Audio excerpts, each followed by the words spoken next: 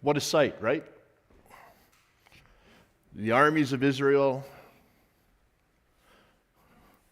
the armies of the Philistines, and out comes Goliath. And what was Charlie? 10 feet something tall. Of all of these young men, primarily, and they were afraid. And I would say, probably rightly so. There he is, Goliath, standing there in his full armor, and the weight, just the weight. As Charlie was reading the weights of each piece, I could see Susan going, like her facial expression was indicative of what it must have felt like. Indomitable,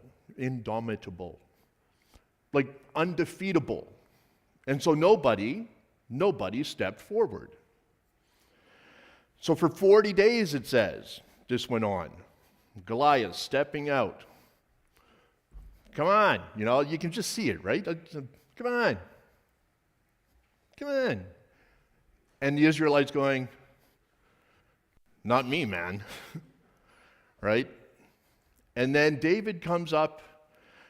He wasn't scheduled to be there. He's not part of the fighting force. He's there. He's back taking care of the sheep and stuff while his brothers are off at the war. David brings the supplies, and David hears Goliath calling out and taunting the people of Israel. And David's offended. Right? What's going on? Why aren't any of you going out and taking on this guy? He's only one guy. And David's like, what? Like, come on. Like, if nobody else is going to do it, I'll do it. And Saul, so remember last week and the week before, Reverend Cheryl talked about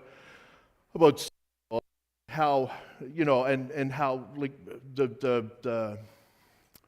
the image of the king and what makes a great warrior, right? And what makes a great warrior is not, in our heads, a young boy wearing very little and carrying a slingshot.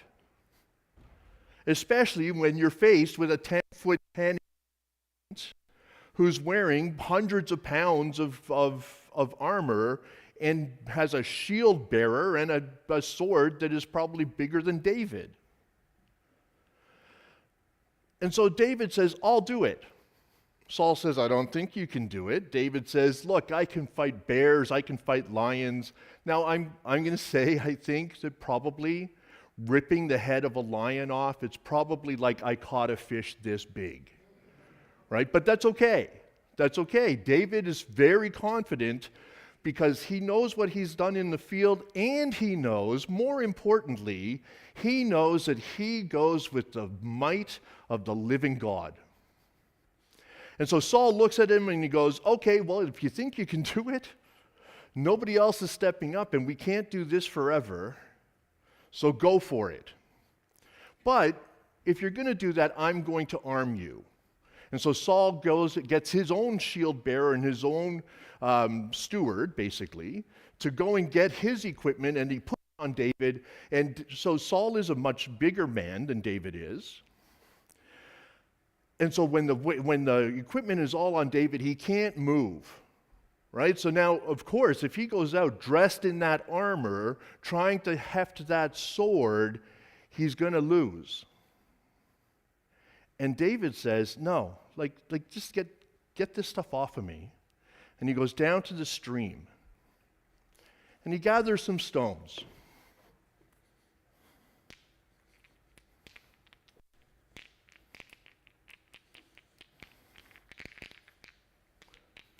And he puts some back, and he gathers some others, and he goes, yeah, these are the stones that are going to work for me.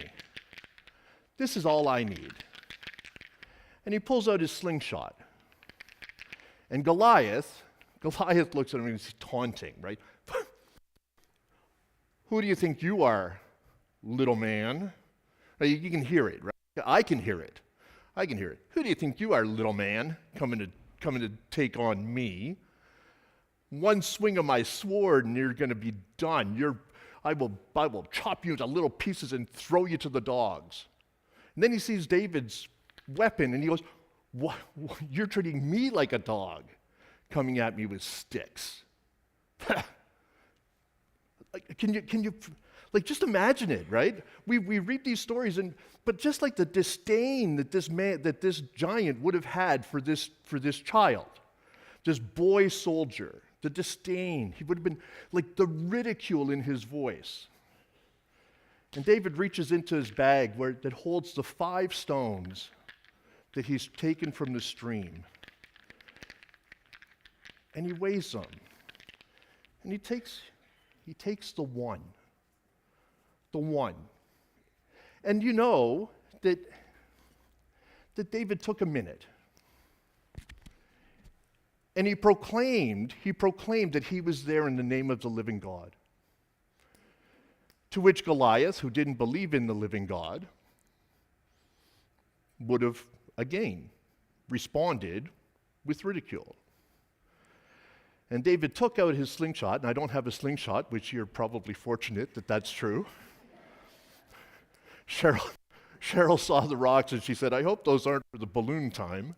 But anyway, so David takes out his slingshot and his rock, pulls it back, and he lets it go. Now David, the thing that Goliath didn't know was that David had years and years of training in the field with that slingshot. He could hit a lion that was running away with a sheep in its mouth without harming the sheep. He could take care of that flock because he had that weapon and he knew how to deal with it. So here's the thing. We always hear about David and Goliath, right? And how it's a story of the ultimate underdog. And we always think that David is the ultimate underdog. But that's not true. That's not true. On that battlefield, on that day, given the conditions and given the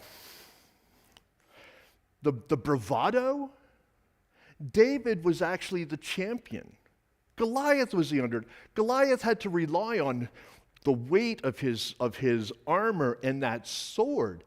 He had to get close enough to David to be able to swing that sword. But David wasn't going to let him get anywhere near him, because David had a weapon that far surpassed that sword.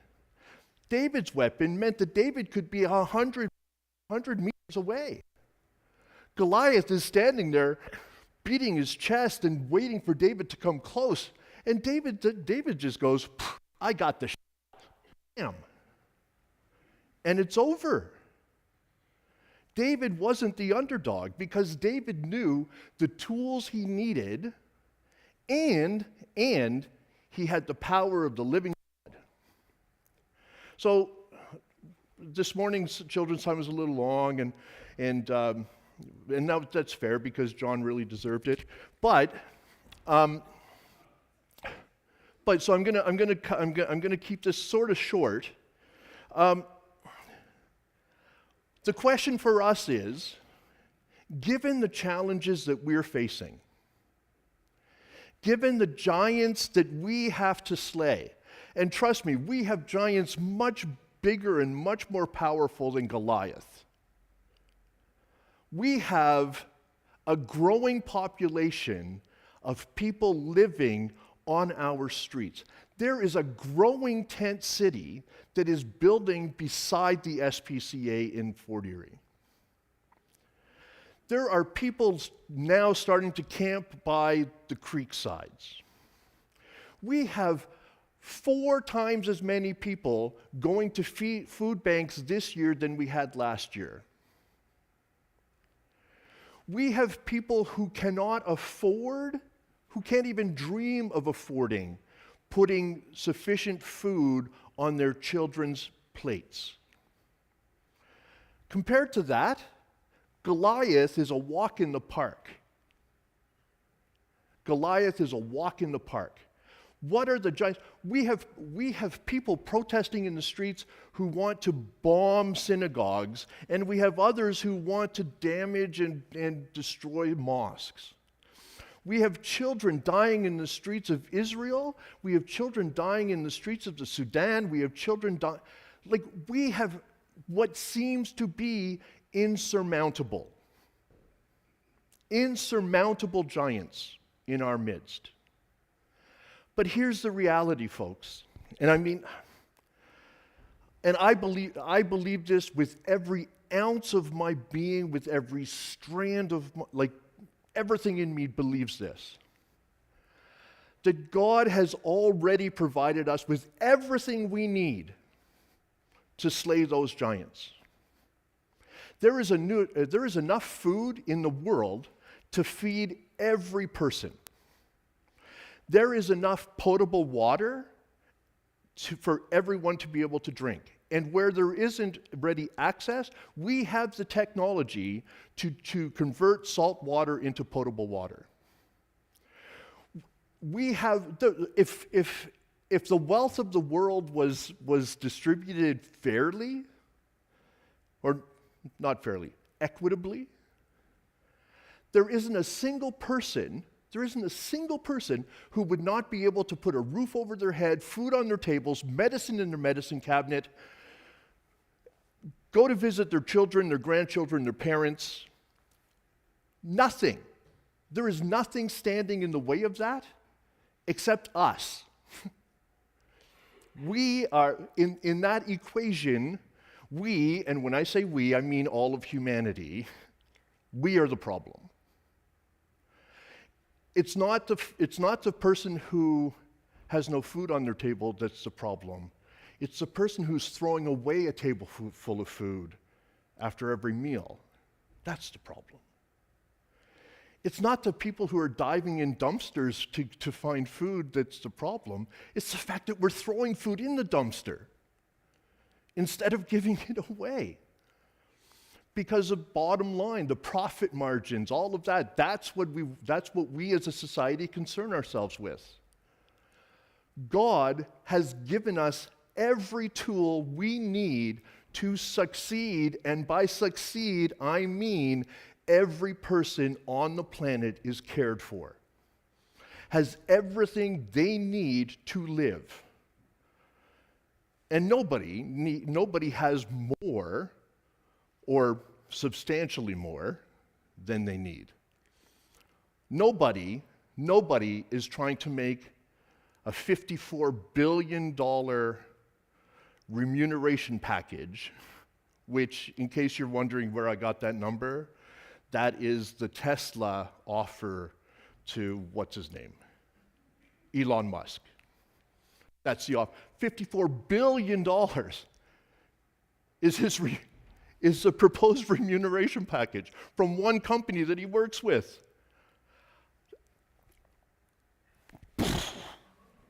That blows me away. It is so unjust and unneeded. And anyway, so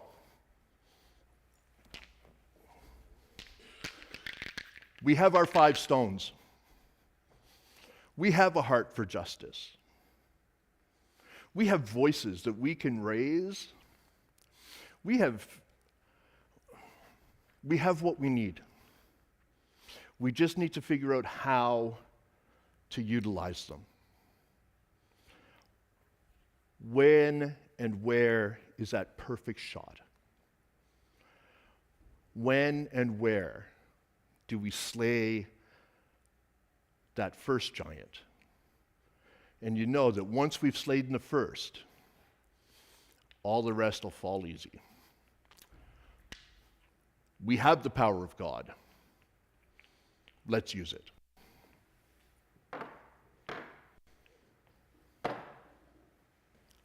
Amen.